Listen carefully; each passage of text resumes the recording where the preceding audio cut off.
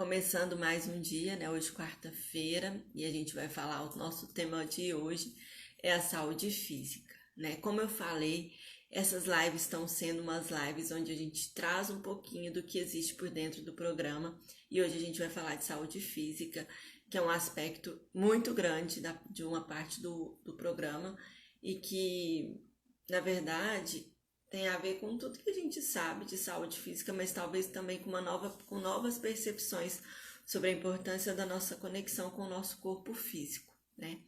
Então, a gente entende o corpo adulto, né? Porque, olha, nós chegamos agora num corpo adulto, né?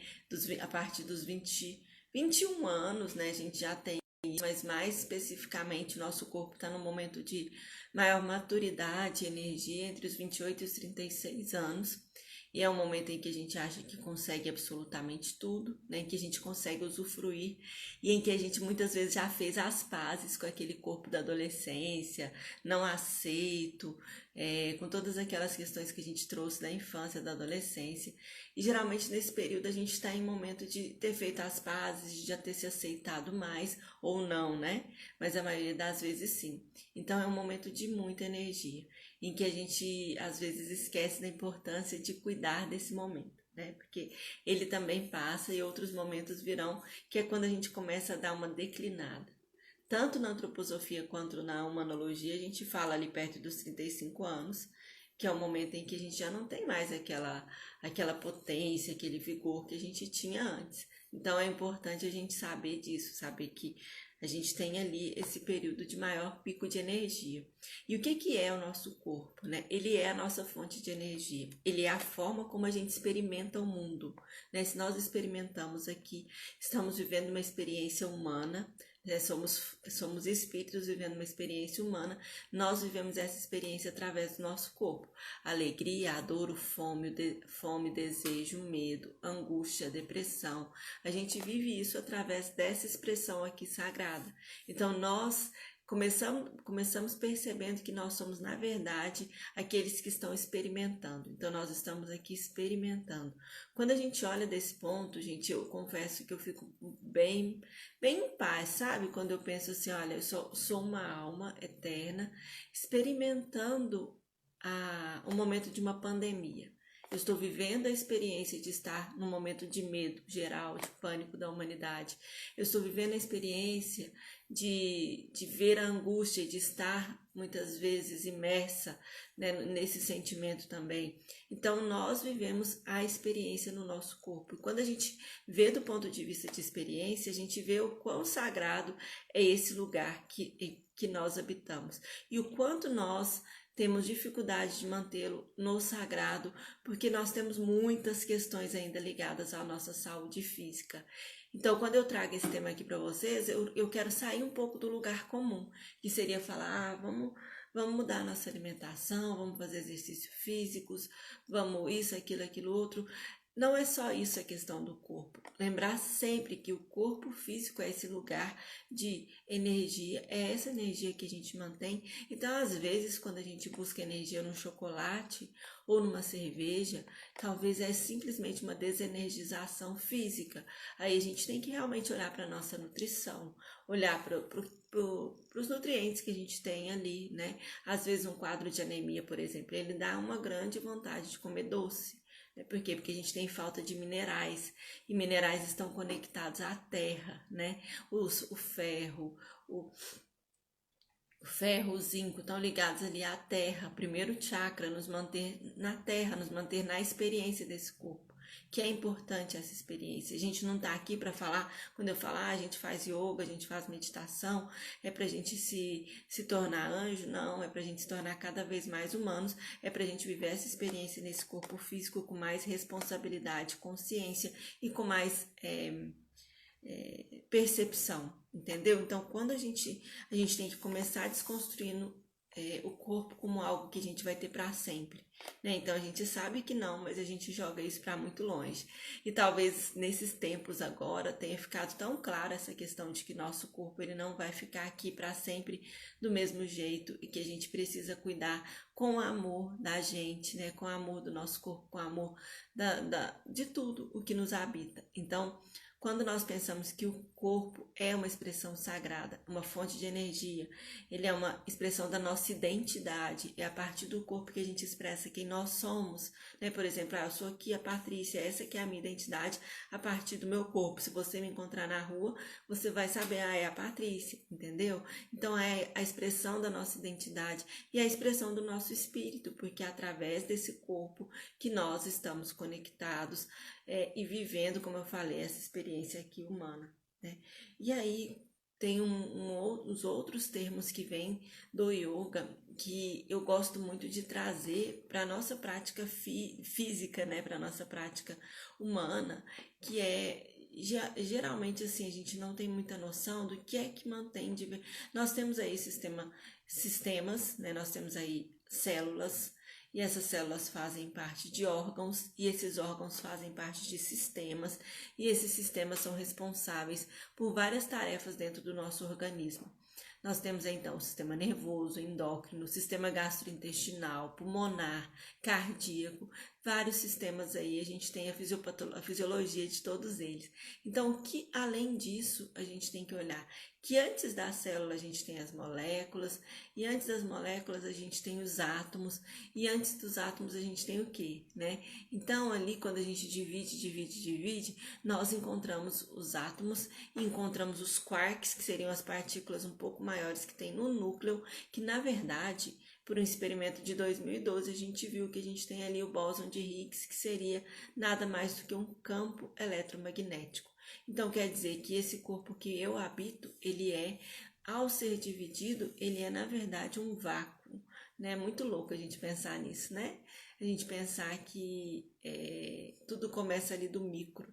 No entanto, é importante a gente cuidar do macro, que, como eu falei, esse macro onde eu toco, onde eu vivo, é o meu lar.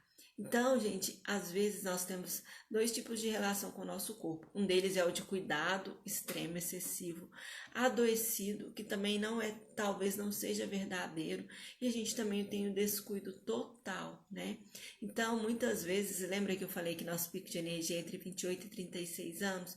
Muitas vezes as pessoas vivem como se não houvesse amanhã, como se realmente todo aquele pico energético que a gente tem ali naquela idade, a gente tivesse para a vida toda, né? Eu estou experimentando isso agora, eu estou com 38 anos e eu resolvi, né, do nada, largar tudo, recomeçar uma outra residência, porque eu acho que poderia me acrescentar nesse trabalho que eu faço e tudo, mas eu tenho filho, casa, enfim, marido, mudei de cidade, então quando a gente pensa nesse aspecto, eu me olho e falo, não tenho mais a mesma força e mesmo vigor que eu tinha aos 30 anos e que eu poderia fazer tudo isso com muita tranquilidade. Hoje eu preciso de mais tempo para recuperar do cansaço, eu preciso focar mais na minha alimentação e na minha nutrição, no meu foco mesmo, com relação até a nutrientes, que é algo que geralmente eu falo para a gente não ficar tão focado. Eu preciso disso para eu conseguir estar energizada para manter esse ritmo, entendem? Então a gente tem que saber, às vezes a gente se excede por não entender que nós estamos em processo constante de mudança celular e que envelhecer não necessariamente é ruim. A gente pode, e que adoecer faz parte desse processo. Nós dificilmente estaremos encarnados, estamos aqui, né, vivendo essa experiência humana, se nós não tivermos, em alguns momentos, algum tipo de adoecimento. E se nós não estivermos doentes nesse momento, em algum aspecto do nosso ser. Como eu falei, nós dificilmente estamos. Eu não conheço um ser humano completamente saudável, né, físico, mental, emocional, espiritual. E mesmo os grandes santos e anjos, eles também lidam, né, com o fato de estarem vivendo essa experiência humana e terem que assumir a responsabilidade por esse corpo que pede um olhar, que pede um cuidado, que pede um alto amor. Então, quando a gente fala de nutrição adequada, a gente tem que pensar nessa nutrição como uma fonte de alto amor. A gente tem que pensar nesse olhar do nutrir para se amar, nutrir para se cuidar. E às vezes, gente, a gente não consegue chegar nesse lugar porque os níveis estressores estão muito altos. A gente tem tudo funciona à base de hormônios, a gente tem ali vários disruptores que a gente fala, né? Então, assim, eu não sou endócrino e eu gostaria de saber mais ainda sobre os hormônios de uma forma bem intrínseca mesmo, mas quando eu estudei o Kundalini Yoga, a gente falava muito do sistema neuroendócrino, então todas as práticas são voltadas para a gente melhorar o nosso sistema neuroendócrino, para a gente fazer com que ele tenha uma fluidez maior, né? E que nos apoie em tudo aquilo que a gente precisa fazer. Por quê? Porque se a gente não tem energia, não adianta eu querer fazer um curso, eu querer mudar minha vida. Ah, eu quero muito ter uma nova vida, abrir um consultório, ou eu quero muito conseguir fazer isso, aquilo outro, quero passear com a minha família. Se a gente não tiver focado também em cuidar da gente, a gente não tem isso, né?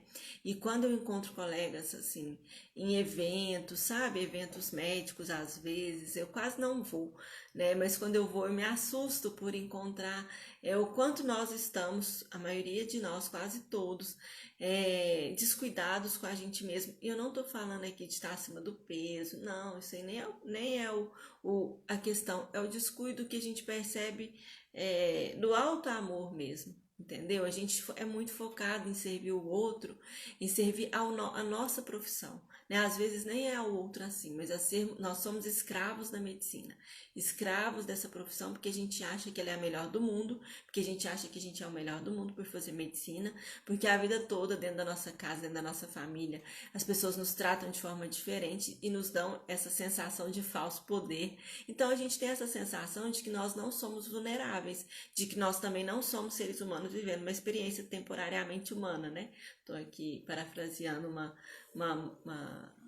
professora aí da internet que eu gosto muito que fala isso, nós somos seres vivendo uma experiência temporariamente humana. E aí a gente esquece disso também, por quê? Porque o tempo todo nos é dito que nós somos invencíveis, que nós damos conta, principalmente se somos mulheres, porque nós damos conta, porque nós somos demais, a gente fez medicina, a gente dá conta, a gente isso, aquilo, outro, e nós esquecemos de olhar para as nossas próprias necessidades. Então, quando eu chamo para o resgate da essência, não é só o resgate da medicina, não. É o resgate da gente que vem muito antes. É o resgate dessa pessoa, Patrícia, dessa pessoa, enfim, qualquer outra pessoa que tenha uma vida pessoal, uma vida de ser alguém muito antes de ser um médico, entendeu? E a gente é tão apegada a isso. Eu me lembro, gente, eu nunca esqueci. No ano de 2013, quando meu filho nasceu, eu larguei um pouco a medicina, sabe? Larguei assim, eu saí de vários vínculos, eu tinha tipo uns 5 vínculos de trabalho. Tava plantando um monte de lugar, aí eu saí desses vínculos e fiquei só com 1 ou 2, não me lembro. Assim, com muito pouco tempo trabalhando como médica, para ficar um pouco mais com ele, para entender todo aquele turbilhão que foi a minha vida depois que ele nasceu, né? Meu primeiro filho, assim, me trouxe para um lugar muito diferente, assim, foi um choque muito louco. E aí, eu me lembro que eu comecei a dar muita aula de yoga, porque isso me fazia ficar bem. Eu dava aula para gestantes, eu dava aula para mães, enfim, dar aula de yoga era algo que eu fazia bem, sabe? Então, eu comecei a dar muita aula. E aí, uma vez eu fui era um evento de Papai Noel chegar em algum lugar no fim do ano, e eu fui e encontrei uma amiga minha lá. Mas ela já tinha me conhecido quando a gente tinha filhos, né? Nós nos conhecemos num grupo de mães. E aí ela me apresentou para uma amiga dela assim, olha, oi fulana, aqui, olha, essa aqui é a Patrícia, ela é professora de yoga. Gente, aquilo me matou, eu fiquei dias remoendo aquilo. Como que ela fala que eu sou professora de yoga? Eu sou uma médica. Entendem o quanto a gente é? Na hora eu percebi, eu falei, nossa, como eu sou apegada à minha profissão, como eu acho que eu sou demais, que é algo que todo mundo tem que falar que eu sou médica, entendem? Então a gente tem essas besteiras mesmo, de achar que é diferente dos outros, de achar que não precisa se cuidar, ou que tem todo o tempo do mundo, né, para se cuidar, tem todo o tempo do mundo para fazer as coisas que a gente precisa fazer, e esquece que nós temos que ser nossa principal prioridade, né? E eu não estou falando isso só para vocês, não, também tenho que lembrar isso todos os dias. E aí, pensando em sermos prioridades, e como a gente faz isso no cuidado com o paciente? A gente também traz para o paciente a percepção de que ele é uma responsabilidade de si, que ele tem que trazer. Lembra quem assistiu a semana da medicina integrativa centrada na pessoa, eu falei muito de autonomia, autorresponsabilidade e autocuidado, que são os tripés de uma prática saudável de medicina integrativa, que devem servir para a gente e para o outro. E quando a gente fala aí de autonomia, de autocuidado, de autorresponsabilidade, a gente também tem que fazer o paciente olhar que ele é um corpo adulto, que ele é uma reserva de energia, que ele traz a identidade, o espírito. E às vezes a gente não precisa falar disso, mas a gente tem que mostrar para o paciente conscientemente que esse lugar aqui, não é só uma máquina e que ele, ao expressar toda a nossa identidade, ele é o que nos faz viver. Né? Se ele não está bem, nós não vivemos bem. Se essa máquina aqui não está funcionando direito, a gente não vive bem, não é mesmo? Então é esse olhar de compromisso que a gente leva para o outro, que a gente, com compaixão, a gente acolhe, porque não é fácil desenvolver hábitos de autocuidado numa certa idade, a gente não veio com essa educação desde a nossa infância, e é muito difícil, inclusive, com as crianças, porque ainda temos um mundo que reverbera ainda uma falta de educação nesse sentido, né? Então, a gente ainda tem um mundo que tem esse olhar de não cuidar integralmente do ser. Então, é importante que a gente se desenvolva nesse sentido, que a gente traga isso para as pessoas desde pequenos, e a gente traz pela consciência. Então assim, o que é a consciência do que eu preciso cuidar no meu corpo? Né? Eu gosto da roda da saúde, a gente olha lá, eu preciso cuidar da alimentação, fazer algum movimento, eu preciso fazer algum movimento, eu preciso cuidar dos fatores estressores, cuidar do meu estresse, que é a forma como eu lido com aquilo que vem de fora, eu preciso cuidar do meu sono, e eu preciso cuidar das minhas relações. Tudo isso são coisas tão simples, no entanto, que a gente se perde, a gente começa a ir para o complexo. A nossa cabeça ainda é tão feita para o complexo que a gente acha que eu vou cuidar do meu corpo físico tomando aí 30 vitaminas. Não estou questionando o uso das vitaminas e da reposição, da suplementação, até porque eu não entendo muito sobre isso. No entanto, gente, se você toma aí 30 vitaminas e continua vivendo como você vivia antes, você não está cuidando do seu corpo. Então, cuidar do corpo é muito mais do que isso. Não é tomar só os remédios, é você realmente se comprometer e trazer isso para o paciente, o compromisso de estar no aqui e agora, entendendo a importância dessa ferramenta, né? Dessa ferramenta. O corpo é uma ferramenta que nós temos para usar enquanto nós estamos aqui vivendo essa experiência humana. Então, cuidar dessa ferramenta é o que faz com que a gente a experimente por mais tempo. Né? Nós todos queremos ela, não queremos? E em tempos agora de Covid-19, né, a gente tem percebido o quanto é importante cuidar dessa ferramenta, né? O quanto a gente tem sido atingido mais aquelas pessoas que não estão cuidando bem das suas ferramentas, ou que já estiveram há mais tempo aqui, como os idosos, ou as pessoas com doenças crônicas. Então, a gente precisa olhar para isso, entendem? E como eu falei, como que a gente começa essa mudança? Como que a gente começa? Deixa eu só olhar o tempo aqui, porque eu não estou querendo fazer nada muito longo, ok? Então, como a gente começa com os pacientes a trazer para essa mudança, né? Os pacientes, eles têm que trazer para esse compromisso. Quando a gente percebe, não é verdade? Quando a gente percebe, uau, meu corpo é essa ferramenta de experimentar o mundo, é muito importante a gente cuidar dele. Ele é esse lugar que nos nutre, que nos faz viver todas as experiências. A gente não vive nada. A gente pode viver tudo mental, mas o mental ainda é físico, né? O mental ainda é físico. Quando a gente pensa em energético, eu emito pensamentos, eles emitem frequências de onda, eles emitem frequências de ondas, mas o que a gente começou a falar lá? Que nós somos campo, né? Quando a gente tem lá no átomo, nós somos principalmente campo. Então, se meus pensamentos emitem frequências de ondas, eles atingem meu corpo físico, eles atingem o meu campo.